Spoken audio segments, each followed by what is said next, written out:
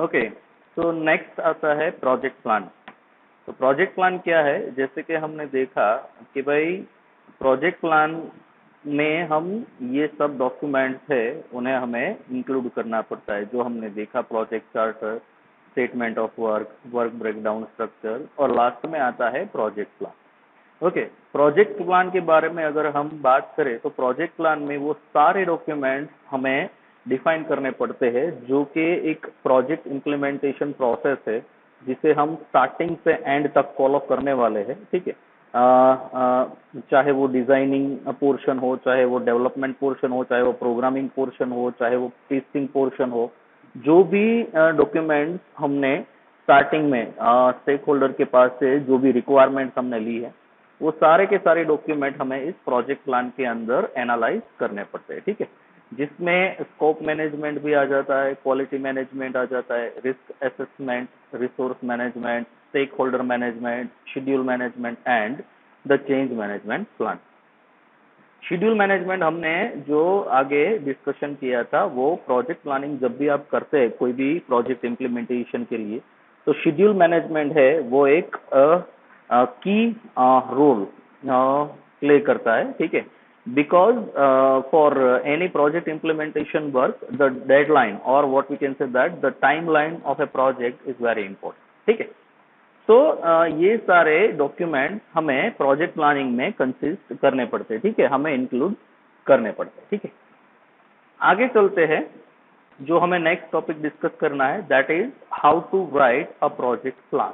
ठीक है, तो प्रोजेक्ट प्लान को हम कैसे मेंशन करेंगे। ठीक है, तो सबसे पहले तो ये हमें पता है कि भाई कोई भी प्रोजेक्ट इम्प्लीमेंटेशन हम करते हैं तो उस प्रोजेक्ट इम्प्लीमेंटेशन को सक्सेसफुली एग्जीक्यूट करने के लिए हमें सबसे पहले हमारा जो प्लानिंग है वो सबसे अच्छा होना चाहिए, बेहतर होना चाहिए। ठीक है, तो इनिशियली जो भी हम प्लानिंग कर रहे हैं, चाहे वो कोई भी एरिया का हो, फिजिबिलिटी एनालिसिस हो, रिक्वायरमेंट गैदरिंग हो, कस्टमर के साथ हम इंटरव्यू सेट करके उनकी रिक्वायरमेंट को हम सेट कर सकते हैं, मॉडिफिकेशन क्या क्या होगा, डेडलाइन क्या क्या होगी, कॉस्ट एस्टिमेशन प्रोजेक्ट का क्या होगा, एक्सेट्रा एक्सेट्रा। ठीक है, तो प्रोजेक्ट प्लानिंग कोई भी प्रोजेक्ट को इम्प्लीमेंट मतलब एग्जीक्यूशन करने से पहले हमें उसका प्लानिंग पूरी तरह से करना चाहिए। ठीक है, it is an essential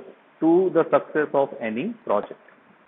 So without one, your project may be susceptible to common project management issues such as missed deadlines, scope creep and cost overrun। ठीक है, मान लीजिए कि आप कोई भी प्रोजेक्ट आपके पास रिक्वायरमेंट में आता है इम्प्लीमेंटेशन के लिए और आप कोई भी प्लानिंग के बगैर उस प्रोजेक्ट को इम्प्लीमेंटेशन करने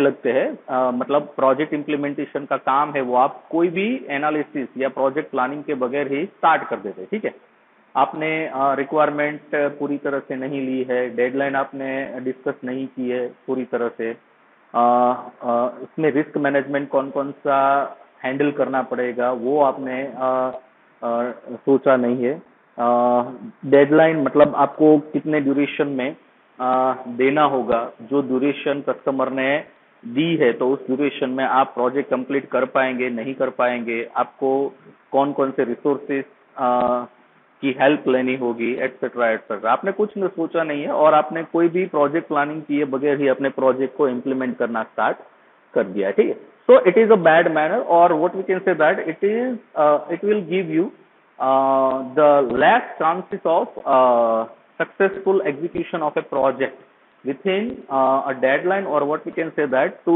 fulfill all the requirements of the customer। ठीक है, while writing a project plan is somewhat labor intensive upfront, the effort will pay dividend throughout the project life cycle। जैसे हमने पहले डिस्कस किया था कि भाई कई सारी ऐसी कंपनियां हैं जो अपने प्रोजेक्ट को कंप्लीट करने के लिए एडहोक बेसिस पे कई सारे एम्प्लॉइज को रिक्रूट करते हैं। दैट मीन्स से फॉर एग्जांपल कोई एक साल के अंदर उन्हें बड़ा प्रोजेक्ट मिला है, कोई कंपनी को एक साल के अंदर उन्हें पूरे का पूरा प्रोजेक्ट कंप्लीट करना है। ठीक है, और कई सारे प्रोजेक्ट जो उनके एग्जिस्टिंग वर्किंग में है तो उन्होंने अपने सारे एम्प्लॉइज को उन प्रोजेक्ट में लगा रखा है, ठीक है। तो नया प्रोजेक्ट आता है तो कंपनी क्या करेगी, एक रिक्रूटमेंट एडवर्टाइजमेंट निकालेगी और वो उसमें मेंशन करेगी कि भाई 6 महीने के लिए या 8 महीने के लिए हमें इस प्रोजेक्ट के ऊपर काम करने के लिए एम्प्लॉइज की रिक्वायरमेंट है,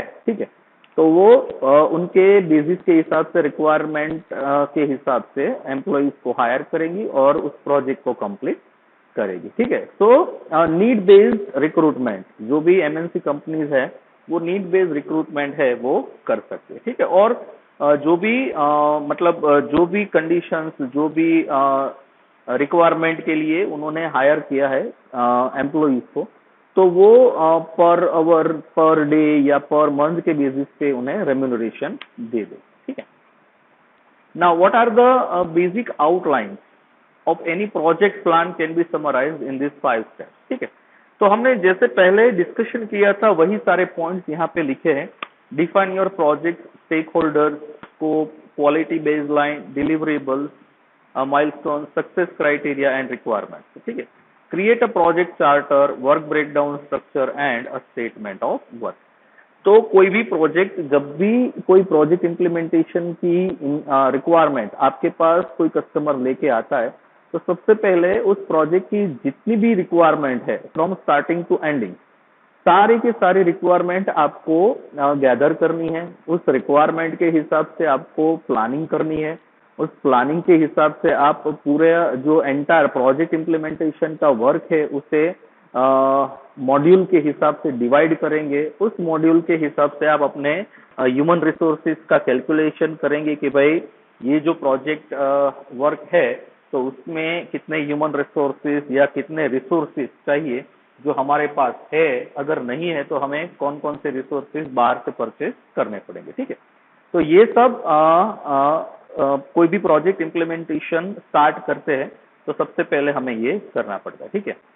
Then identify risk and assign deliverables to your team members who will perform the task required and monitor the risk associated with them. जो भी प्लानिंग, जब भी कोई भी प्रोजेक्ट इम्प्लीमेंटेशन का प्लानिंग हम करते हैं तो सबसे पहले जो प्रोजेक्ट हमने लिया है इम्प्लीमेंटेशन के लिए, तो उसमें हमें ये देखना पड़ता है कि प्रोजेक्ट का सक्सेसफुल रेट क्या है और फेलियर रेट क्या है, ठीक है। फेलियर रेट अगर ज्यादा मिलता है तो उस फेलियर रेट के हिसाब से आपको डिफरेंट डिफरेंट पैरामीटर्स को समझना पड़ेगा कि भाई कौन कौन से ऐसे पैरामीटर है जो हमारे प्रोजेक्ट इम्प्लीमेंटेशन टास्क को मतलब प्रोजेक्ट इम्प्लीमेंटेशन का जो हम टास्क कर रहे हैं या हम जो प्रोसेस कर रहे हैं उसमें प्रॉब्लम क्रिएट कर रहे हैं, ठीक है। तो उस पैरामीटर्स को आपको समझना पड़ेगा और उस पैरामीटर को आपको ओवरकम करना पड़ेगा, ठीक है। तो फॉर एग्जांपल अगर आपको प्रोजेक्ट इम्प्लीमेंटेशन में अगर आपको से फॉर एग्जांपल 25 एम्प्लॉइज की रिक्वायरमेंट है और आपके पास 15 एम्प्लॉइज है और आप सोचेंगे कि भाई मैं पूरा का पूरा प्रोजेक्ट 15 एम्प्लॉइज के साथ ही कंप्लीट करूंगा, तो वो उनके ऊपर बर्डन ज्यादा हो जाएगा, ठीक है। तो आपको प्रोजेक्ट वर्क के हिसाब से नए एम्प्लॉइज को रिक्रूट करना पड़ेगा, ठीक है। सो रिस्क कौन कौन से है, रिस्क कौन कौन से आ सकते हैं प्रोजेक्ट इम्प्लीमेंटेशन में और उस रिस्क को कैसे ओवरकम करना है, ये सब प्लानिंग आपको करना पड़ता है, ठीक है। Organize your project team, say for example customers, stakeholders, teams, ad hoc members and so on, and define their roles and responsibilities, ठीक है। अपनी प्रोजेक्ट इम्प्लीमेंटेशन के लिए सारे एक टीम बना ली है, ठीक है, जिसमें एडमिनिस्ट्रेशन वर्क से फॉर एग्जांपल प्लानिंग करने के लिए भी एम्प्लॉइज है, डिजाइनिंग के पर्पस के लिए भी एम्प्लॉइज है, प्रोग्रामिंग के लिए भी एम्प्लॉइज है, टेस्टिंग के लिए भी एम्प्लॉइज है और सेलिंग आपकी जो सॉफ्टवेयर प्रोडक्ट है उसे सेल करने के लिए भी एम्प्लॉइज है। तो आपने अपनी टीम एक क्रिएट कर ली है प्रोजेक्ट इम्प्लीमेंटेशन के लिए, ठीक है।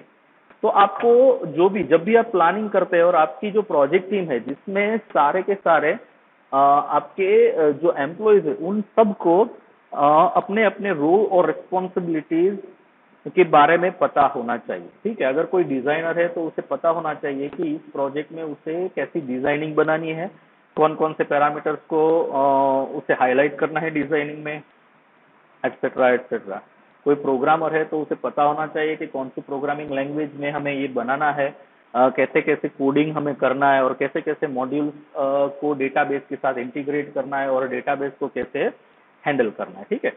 तो इस तरह से आपकी प्रोजेक्ट टीम में जितने भी एम्प्लॉयज है उन सबको अपने रोल्स और रिस्पॉन्सिबिलिटीज के बारे में पता होना चाहिए, ठीक। Then list the necessary project resources such as personnel, equipment, salaries and materials, then estimate their cost. ये जो मैंने आपको पहले बताया था कि जब भी आप प्रोजेक्ट प्लानिंग करते हैं तो पूरा का पूरा प्रोजेक्ट आपको कंप्लीट करने के लिए कौन कौन से रिसोर्सेज चाहिए, ह्यूमन रिसोर्सेज चाहिए, सॉफ्टवेयर चाहिए, हार्डवेयर चाहिए, स्पेसिस चाहिए, इक्विपमेंट चाहिए, जो भी एम्प्लॉयज को आप हायर करते हैं उस एम्प्लॉय के लिए कितनी सैलरी आप दे रहे हैं, कितने टाइम के लिए आप उस एम्प्लॉय को हायर कर रहे हैं और उस टाइम ड्यूरेशन में आप उसे कितनी सैलरीज देंगे। तो ये सारे का सारा रिसोर्सेज जो भी है उन सब के बारे में आपके पास लिस्ट कंप्लीट होनी चाहिए, जिससे क्या होगा कि आप प्रोजेक्ट इम्प्लीमेंटेशन का काम स्टार्ट करेंगे तो आपको एडवांस में ही पता होगा कि भाई आपको कौन कौन से रिसोर्सेज की रिक्वायरमेंट आपके प्रोजेक्ट इम्प्लीमेंटेशन में रहेगी, ठीक है। Then develop change management procedure and form, ठीक है। चेंज मैनेजमेंट प्रोसीजर ये प्रोजेक्ट इम्प्लीमेंटेशन में लास्ट में आता है। जब भी आप कोई प्रोजेक्ट बनाते हैं, ठीक है, और उस प्रोजेक्ट को जब आप अपने कस्टमर के पास डिलीवर करते हैं तो उस डिलीवरी के दौरान अगर कस्टमर चेक करता है कि भाई उसके जो रिक्वायरमेंट थी उस रिक्वायरमेंट के हिसाब से ये प्रोजेक्ट बना है या नहीं बना है, और वो उस जो first delivery of A product customer को दी गई है उसे वो यूज करके अपने फीडबैक सारे कंपनीज को देंगे और उस फीडबैक के हिसाब से अगर कोई चेंजेस रिक्वायरमेंट प्रोजेक्ट में रहेगी तो वो उसके लिए भी नॉर्म उसके लिए भी जो भी कंडीशन जो भी आपने रूल्स और रेगुलेशंस अपने कस्टमर के साथ डील किए होंगे तो उस रूल्स और रेगुलेशन के हिसाब से आपको चेंज मैनेजमेंट प्रोसीजर्स को फॉलो करना पड़ेगा, ठीक है। Then the last one is create a communication plan, schedule, budget and other guiding documents for the project, ठीक है। तो ये सारे के सारे जो फर्स्ट 5 फेजेस जो फर्स्ट 5 टॉपिक्स हमने देखे ये सब उसमें आ जाता है, ठीक है। तो last one is the same, okay okay. तो ये हो गया हमारा how to write a project plan, ठीक है। Then what are the 5 phases of a project. I think software engineering में जो हमने बेसिक स्टेप्स देखे थे कोई भी सॉफ्टवेयर को इम्प्लीमेंट करने के लिए कौन कौन से फेजेस होते, तो सिमिलरली यहाँ पर भी प्रोजेक्ट को इम्प्लीमेंट करने के लिए कौन कौन से फेजेस को हमें कंप्लीट करना पड़ेगा और कौन कौन से फेजेस से पास होना पड़ेगा, ये सब फेजेस के नाम और उसके डिस्क्रिप्शन यहाँ पे दिए गए, ठीक है। So the first phase is initiation phase. So the start of a project in which goals and objectives are defined through a business case and the practicality of the project is determined by a feasibility study, ठीक है। Feasibility study के बारे में हमने जो पहले discussion किया था वो सारा का सारा डिस्कशन हमने इसी के लिए किया था कि जब भी प्रोजेक्ट इम्प्लीमेंटेशन के लिए फेजेस हम डिस्क्राइब करेंगे तो उसमें सबसे पहले फिजिबिलिटी स्टडी आएगी। तो फिजिबिलिटी स्टडी में कई सारी बातें आती है। जब भी कोई कस्टमर अपनी रिक्वायरमेंट कंपनी को सबमिट करता है तो उस रिक्वायरमेंट के हिसाब से कंपनी को फिजिबिलिटी स्टडी करनी पड़ती है, ठीक है। सबसे पहले से फॉर एग्जांपल अगर कस्टमर ने कोई भी रिक्वायरमेंट सबमिट की है कंपनी के पास तो कंपनी क्या डिसाइड करेगी कि भाई ये जो रिक्वायरमेंट है वो प्रैक्टिकली पॉसिबल है या नहीं है, प्रैक्टिकली इम्प्लीमेंट करना पॉसिबल है या नहीं है। तो पॉसिबल है या नहीं है दैट मीन्स फिजिबल है या नहीं है। Feasible means possibility, okay. So जो भी रिक्वायरमेंट कस्टमर ने कंपनीज को दी है, सबमिट की है, तो सबसे पहले कंपनीज का काम है कि भाई उस फिजिबिलिटी को चेक करें। जो भी रिक्वायरमेंट कस्टमर ने दी है वो प्रैक्टिकली इम्प्लीमेंट करना पॉसिबल है या प्रैक्टिकली फिजिबल है या नहीं। Then company will check another feasibility study like cost feasibility means जो कस्टमर का बजट है उस बजट के हिसाब से कंपनी काम कर सकती है, प्रोजेक्ट इम्प्लीमेंट कर सकती है या नहीं कर सकती है, कितना लॉस हो रहा है, कितना प्रॉफिट हो रहा है, ऑब्वियसली कोई भी कंपनी होगी तो वो सबसे पहले अपना प्रॉफिट ही देखेगी, अगर उसे प्रॉफिट मिलता है तो ही वो कोई काम करेगी, वरना काम नहीं करेगी। ठीक है, तो उसके हिसाब से उसे ये करना पड़ेगा। ठीक है, देन आता है प्लानिंग। प्लानिंग में हमने जो वर्क ब्रेकडाउन स्ट्रक्चर के बारे में जो भी पढ़ाया था, वही यहाँ पे वर्क ब्रेकडाउन स्ट्रक्चर में आएगा। मतलब पूरे एंटायर प्रोजेक्ट को हमें नंबर ऑफ मॉड्यूल्स में डिवाइड करना पड़ेगा। ठीक है, देन आएगा एग्जीक्यूशन। सारे के सारा काम खत्म हो जाए, designing, then programming, then testing, उसके बाद हमें देना होता है, वो हमें देना पड़ता है। ठीक है, और उसके बाद आता है monitoring and controlling and closure. ठीक है, तो monitoring and controlling and closure में लास्ट में हमें प्रोजेक्ट को कंप्लीट करना पड़ता है। ठीक है, इस लेक्चर में बस इतना ही। आगे हम और भी टॉपिक नेक्स्ट लेक्चर में डिस्कस करेंगे।